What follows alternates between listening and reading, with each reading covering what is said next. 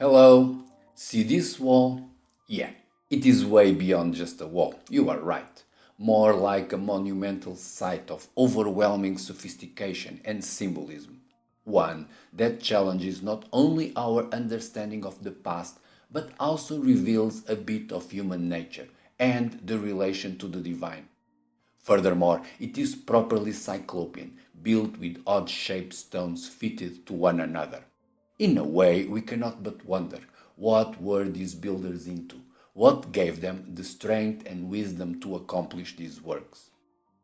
To no surprise, later people visiting the place, said these walls were built by the gods. And surprisingly, there might be some fundamental truth to that. Ready for a revelation?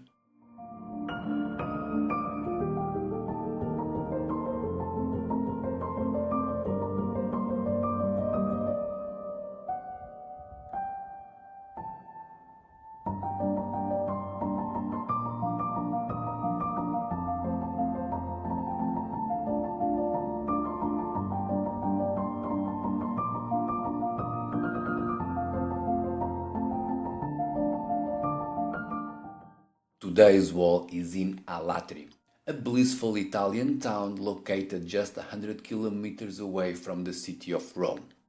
Although Rome is the almighty Caput Mundi or capital of the world, it would have inherited this title from Alatri. For Alatri was once the center of the world, even if a very different world, and in a way to us looks like out of this world, mixing the mythical with the mystical. Yeah, that was way out there. Let me try and bring things back to earth. The city of Alatri sits around a magnificent acropolis built with excellent Cyclopean masonry, which is not uncommon. There are plenty of other acropolis in Europe, including the very famous one in Athens, that were created by the ancient Cyclopean builders to flatten a hilltop and to use it to land God knows what. The Acropolis in Alatri is special for being very well preserved, allowing us to admire the quality of the works these ancient builders were capable of. Nowadays, it is hard to say if this site was a unique case bigger and more elaborate than all the others, or if it was just blessed for escaping destruction. The Acropolis itself is a clock, a celestial clock filled with astrological alignments in carefully placed doors that let the sun shine through on special days. Beyond the timekeeping gear, it exhibits other advanced Cyclopean technology, such as the strange niches to the side, the massive size of the boulder above the main door, and the exquisite fitting of the blocks in the central pedestal, making it overall the most impressive Cyclopean work in all of Italy. All that combined with scenic views all around, making it clear that Alatri is simply divine.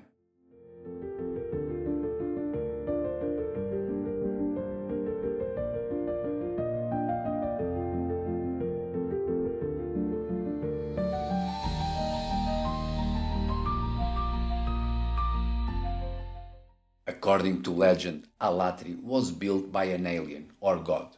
Yes, that is what the Romans, namely Virgil, their major poet, actually said about the city. And he was not just throwing away pleasantries, quite the contrary. The same way we today look up to Caesar, slapping his name on kings, footballers, salads, and even pizzas, the Roman admired the builders of Alatri, a divine character named Saturn, crediting him with the creation of a golden era of prosperity, with the introduction of culture, agriculture, order, plus a bunch of celestial cities. The backstory of Saturn made him the classic undergod. He started his life in Greece as Kronos, the titan of time. Despite that, Kronos was top of the world for a short period. To start, he had to blast Uranus, his father, killing and castrating him, to release his brothers, the Cyclopes, from the underworld. Then, for a brief period, things were looking dandy for Kronos, until his wife Rhea fed him a rock instead of his baby son Zeus. Once grown up, Zeus kept the family tradition, castrating his father, like his father has done to his own father, thus convincing old Kronos it was time to retire to Italy. Once in Italy, Kronos reinvents himself as Saturn, settles a whole new civilization, and builds a handful of cities, all complete with the most elaborate built by God Cyclopean walls. The end.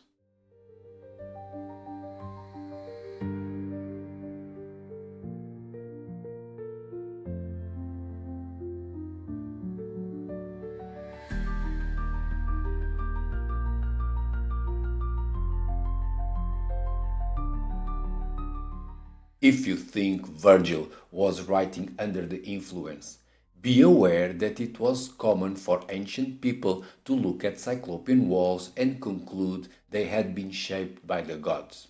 Starting in Delphi, the most sacred temple of all antiquity, the navel of the world, resting over an awesome polygonal work, essential for the priestess ladies to listen to the gods, predicting the future.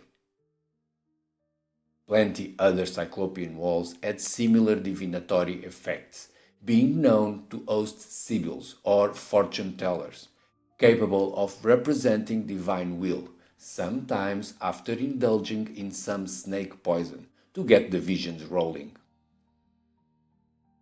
Elsewhere in the island of Samothrace, the Cyclopean temple was devoted to the great gods, some older and mysterious deities, unrelated to the conventional Greek pantheon, meaning Zeus and the parent castrators. The gods of Samothrace had names starting with Axi, such as Axiokersa and Axiokersos, who are said to be part of the Anunnaki gang and somehow related to moving the monstrous big blocks of Baalbek.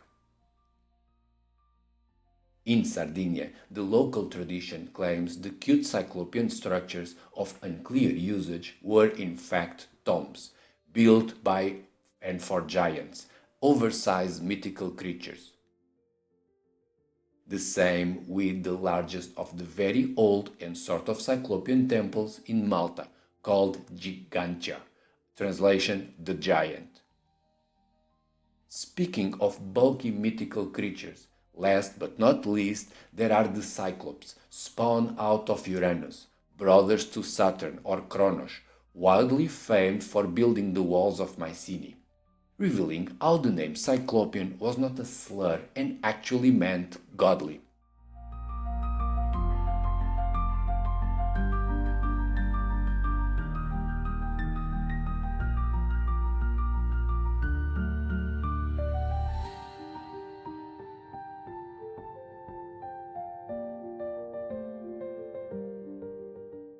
We have established that later people insistently believed the Cyclopean walls to have been made by the gods, although mostly old and brutish gods, easily confused with monsters. It would be interesting to know what the Cyclopean builders thought of that. Who was their god? However, this is difficult, because the builders were very private people who would not express their views very often.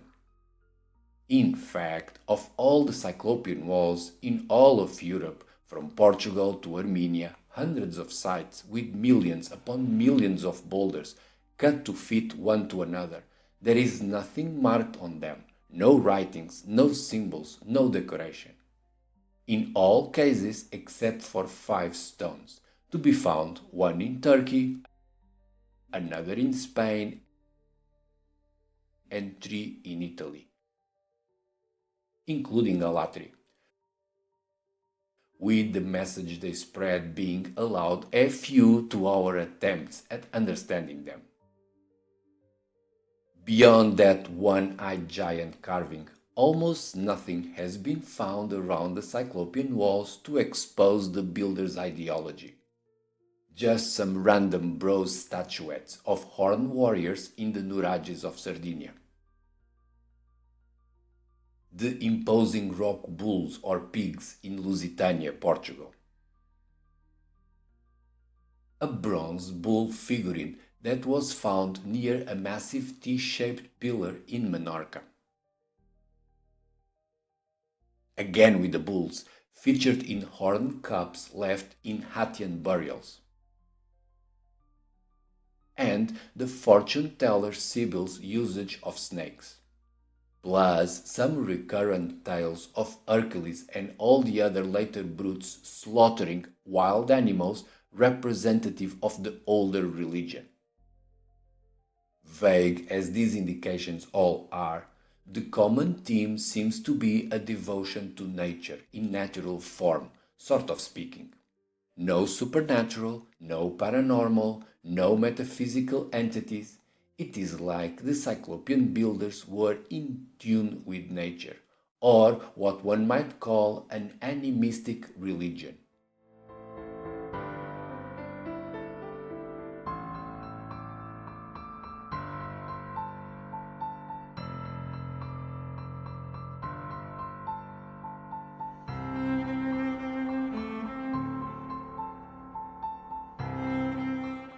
Consider this. Religions are a curious thing. They are aimed at revealing the divine, but expose as much about people and what brought them to their knees. This is not the hint of the century, but allows for some interesting ideas, like the evolutionary theory of religion, proposing some sequential types of beliefs, whereas the last one and where we are today are the monotheistic, with one God alone having the overwhelming majority of the people believing in him. These unitary religions are associated with writing, sacred books, as illustrated by the oldest of them all, Judaism, elected by the first culture to have widespread reading. Before being one, there were many more gods, with each god featuring excessive human traits, as if each representing a human emotion. Thus, perfect for starring in plays and other fantastic tales, often in song or rhyme format.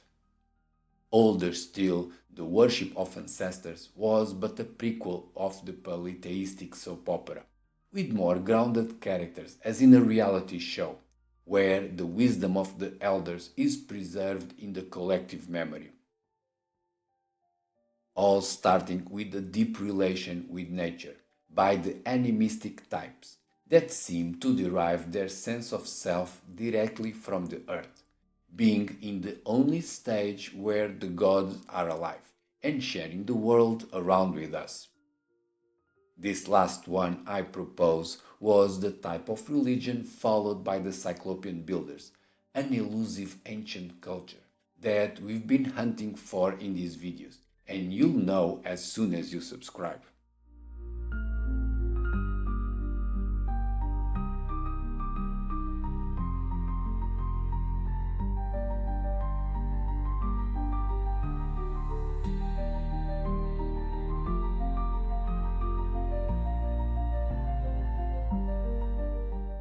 Confused yet?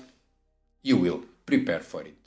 Because I'm about to tell you that religions could be a manifestation of consciousness, impacting the wiring of the brain, and also that the animistic religion enabled the Cyclopean builders to perform these outstanding feats of construction. Let's start with the bicameral mind, a fascinating theory proposing that the polytheistic religions included actually talking to these gods within the mind.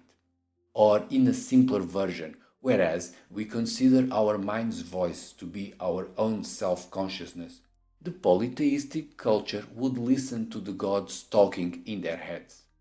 More still, that this state of mind, echoing the dead relatives' voices or the emotions of the gods inside one's brain, was destroyed by the invention of writing.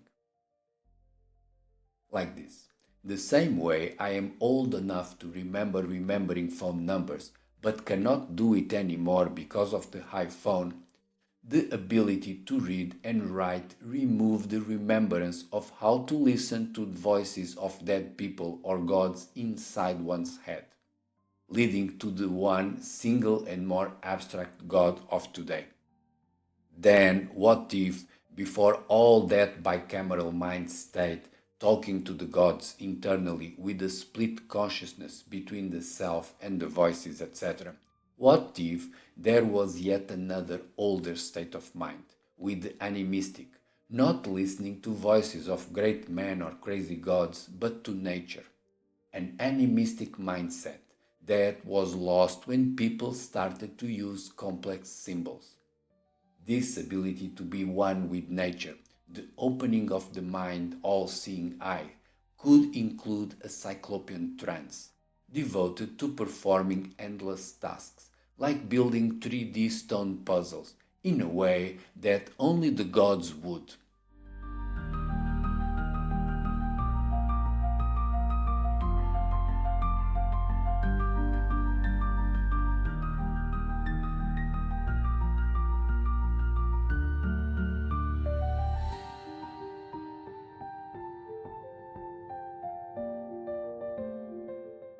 Here's the thing. The Cyclopean builders were regarded as godly by later peoples, because in a sense they were the gods. The builders were so deeply in sync with nature and so devoted to their task in the world as to making them part of the divine they admire. This is not a very popular vision to have, but I do believe there is no intrinsic superiority in any religion, provided one behaves with respect for fellow humans and nature, making me partial to the animistic mindset, whereas the whole manifestation of the divine is all around us in a way we can actually touch it. Although, maybe because I can read or write, damn you schooling, I'm not able to open the one all-seeing eye in my mind and reach the Cyclopean trance, capable of devotion to endless tasks such as building stone puzzles. That was deep. Next, we will step away from this mumbo-jumbo religious stuff and check the alternative plot, investigating if the Cyclopean walls could be built for defense, to secure the border.